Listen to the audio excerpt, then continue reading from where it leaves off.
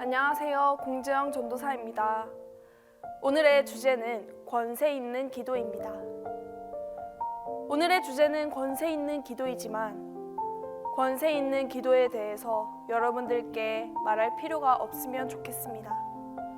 이 권세 있는 기도야말로 오늘날 너무나 남용되고 오용되는 기도이기 때문입니다. 권력은 부패하고 절대 권력은 절대적으로 부패한다. 이런 옛 속담에는 많은 진리가 담겨 있습니다. 따라서 이러한 기도 방법은 대단히 위험할 수가 있습니다. 다행히도 우리는 지금까지 하나님의 은혜를 충분히 체험하여 다른 사람들의 삶을 짓밟고자 하는 옛 정욕을 효과적으로 이겨내었거나 적어도 그것이 무엇인지는 분명히 밝혀왔습니다. 사람들이 그리스도의 권세를 행사하는 것과 그리스도의 동정심에 대한 분명한 이해를 잘못 연결시킬 때에 종종 권세 있는 기도가 지나치게 도를 넘어서게 됩니다. 도스토예프스키는 카라마초프 형제들에서 페라폰트 신부와 조시마 신부 이 두 수도사의 모습을 그리면서 그 문제를 잘 묘사하고 있습니다. 이 소설에서 페라폰트 신부는 냉정하고 엄격한 금욕주의자였지만 진정한 영적 능력이 있었습니다. 페라폰트 신부가 방에 들어오면 모든 사람이 떨었습니다. 반면에 조시마 신부는 동정심이 많고 친절하며 세심한 신부의 전형이었습니다. 모든 사람들이 조시마 신부를 사랑했습니다. 이제 우리가 권세 있는 기도를 실행함에 있어 페라폰트 신부의 능력과 조시마 신부의 동정심을 잘 결합한다면 훨씬 더 나은 축복의 기회를 갖게 될 것입니다. 우리는 권세와 동정심이 상호 배타적인 것을 너무 많이 보았습니다. 하지만 예수님께 있어서는 이 두 가지가 아름답게 조화되어 있습니다. 권세가 타락하지 않기 위해서는 동정심이 필요합니다. 남을 불쌍히 여기는 마음이야말로 권세를 행사할 수 있는 환경을 제공하기 때문입니다.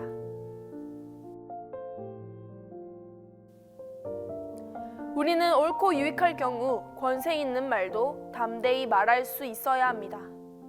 예수님께서는 의미심장한 구절을 통해 이렇게 말씀하셨습니다. 내가 진실로 너희에게 이르노니 누구든지 이 산더러 들리어 바다에 던지우라 하며 그 말하는 것이 이룰 줄 믿고 마음에 의심치 아니하면 그대로 되니라. 한 번은 예수님의 제자들이 분명히 귀신 들린 표적이 있는 한 아이를 고쳐주려고 했습니다. 그러나 불행히도 그 아이를 고치지 못했습니다. 마침내 예수님께서 그 상황을 떠맡으셨습니다. 예수님께서는 그 아이의 상황에 대한 간단한 내력을 물어보신 후 그 아이의 아버지에게 믿음이 있는 것을 보시고 그 귀신을 꾸짖어 말씀하셨습니다. 이 아이로 하여금 말 못하게 하고 듣지 못하게 하는 귀신아, 내가 내게 명하노니 그 아이에게서 나오고 다시 들어가지 말라. 그러자 그 아이가 심한 경련을 일으키고 악령이 떠남과 동시에 아이가 죽은 것 같이 땅에 엎드러졌습니다. 사실 모든 사람들은 예수님께서 그 손을 잡아 온전한 몸으로 일으키실 때까지 그 아이가 죽은 줄로만 생각했습니다. 예수님께서는 그 상황에서 우리가 흔히 기도라고 생각하는 그런 기도를 드리지 않으셨습니다. 예수님은 하나님께 아무런 말씀도 드리지 않았습니다. 대신 귀신에게 직접 떠나가라고 명령하셨습니다. 이것이 기도입니다. 또 이것은 명령하는 기도입니다. 이런 종류의 기도는 예수님의 사역 전체에 두루 퍼져 있습니다. 그는 바람과 파도를 명하여 잠잠하라, 고요하라 하시며 멈추게 하셨습니다. 그는 문둥병자를 향하여 깨끗함을 받으라고 명령하셨으며 소경의 눈을 만지시며 열려라 하고 말씀하셨습니다. 귀머거리의 귀를 만지시면서도 마찬가지로 열려라 하고 명령하셨습니다. 중풍병자에게는 일어나라고 명령하셨고 그의 친구 나사로의 무덤 앞에서는 나오너라 하고 명령하셨습니다. 그리고 악령들에게는 나오라고 명령하셨습니다. 예수님은 명령의 기도를 직접 시험하셨을 뿐만 아니라 다른 사람들에게도 그와 똑같은 권세를 위임하셨습니다.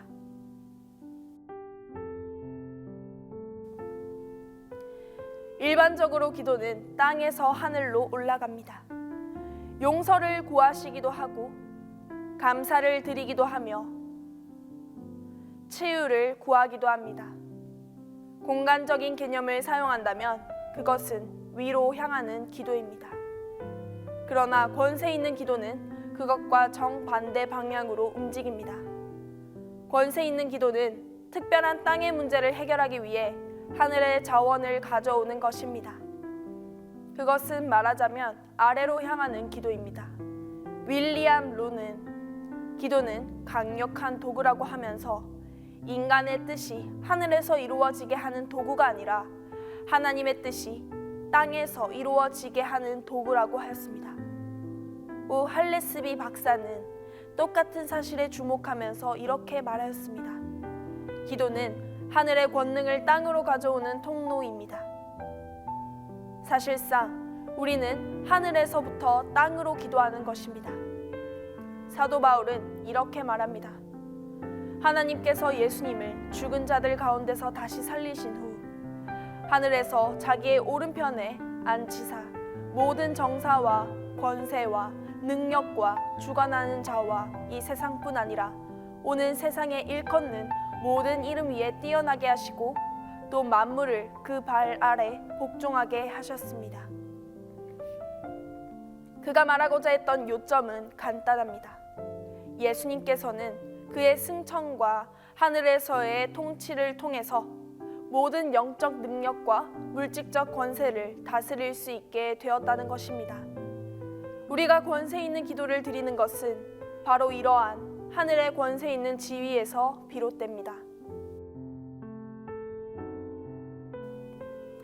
권세 있는 기도는 하나님의 나라를 확장시키는 수단으로서 주로 지금 현존하는 어두움의 주관자들과 권세들에 대항하는 데 초점이 맞추어집니다. 바울은 이에 대해 이렇게 말합니다. 우리의 씨름은 혈과 육에 대한 것이 아니오 정사와 권세와 이 어두움의 세상 주관자들과 하늘에 있는 악의 영들에게 대함이라. 그러므로 바울이 말한 바와 같이 우리가 예를 들면 복음에 대해서 귀를 막고 있는 사람들이나 잔인하고 부당한 법률에 대해서 귀를 닫고 있는 사람들 또는 앞지 않은 지도자들을 만날 때 그들이 바로 지옥에서 곧장 나오는 세상 주관자들과 권세자들입니다. 권세 있는 기도를 통해 우리는 어둠의 나라와 싸우는 성령의 전쟁에 참여합니다. 그러나 기억해야 할 것은 음부의 문이 교회의 맹공격을 견뎌낼 수 없다는 사실입니다. 우리가 완전 무장을 갖출 때 어둠의 나라가 완전히 물러나게 됩니다. 제임스 네일러는 이렇게 말했습니다. 그리스도께서 우리의 마음과 양손에 영적 무기를 들려주셨습니다. 이는 이 세상의 군왕들처럼 채찍과 감옥과 고문과 고통을 가지고 전복 전쟁을 일으키는 것이 아니라 진리의 말씀을 가지고 전쟁을 행하기 위함입니다. 증오 대신 사랑을 가져오며 하나님과 더불어 악에 대항하여 싸우며 주야로 기도와 눈물로 전쟁하며 금식과 탄식과 애통으로 인내와 충성과 진리로 그리고 거짓없는 사랑과 오랜 고통과 성령의 모든 열매로 전쟁을 수행하여 결국 선으로 악을 이기게 하기 위함입니다. 이상 권세 있는 기도에 대한 강의였습니다. 이 영상은 교회 홈페이지나 유튜브에서 보실 수 있습니다. 권세 있는 기도를 드리고 후에 기도 시간이 있습니다. 오늘도 하나님과 깊은 만남이 되시길 바랍니다. 감사합니다. 예수 그리스도의 능하신 이름으로 제가 세상과 육신과 악마를 이깁니다. 하나님 안에 있는 나의 중심에서 나를 멀리하고자 하는 모든 세력에 대항하여 싸우고 있습니다. 죄악을 그럴듯하게 포장하는 왜곡된 개념과 사상을 거부합니다. 하나님과의 온전한 교제를 누리지 못하는 모든 시도에 반대합니다. 성령의 능력으로 제 마음의 생각과 감정과 욕망을 다스려 주셔서 제 입맛에 맞는 죄악의 음식보다 하나님의 끝없이 다양한 사랑 가운데서 만족을 찾기 원합니다. 선과 진리와 아름다움이 내 속에서 솟아나고 악이 진정되기를 간구합니다. 성령 안에서 의와 평강과 희락이 넘치기를 기도합니다. 전능하신 하나님의 권세로 나의 삶과 내가 사랑하는 사람들의 삶과 내가 살고 있는 사회 속에 자리 잡고 있는 사탄의 요새를 무너뜨립니다. 내 속의 진리와 의와 평안과 구원과 하나님의 말씀과 기도의 무기를 갖추게 하소서. 예수 그리스도의 이름으로 명하노니 모든 악한 세력들은 떠나갈지어다. 너는 여기서 아무런 권한이 없음을 선포한다. 이제 너의 출입을 그만오라. 믿음과 소망과 사랑이 넘치기를 또한 간구합니다. 그리하여 하나님의 능력으로 산 위에 등불이 되어 진리와 정의가 흘러넘치게 하소서. 이 모든 것을 나를 사랑하셔서 나를 위해 자신을 내어주신 예수님의 이름으로 기도드립니다.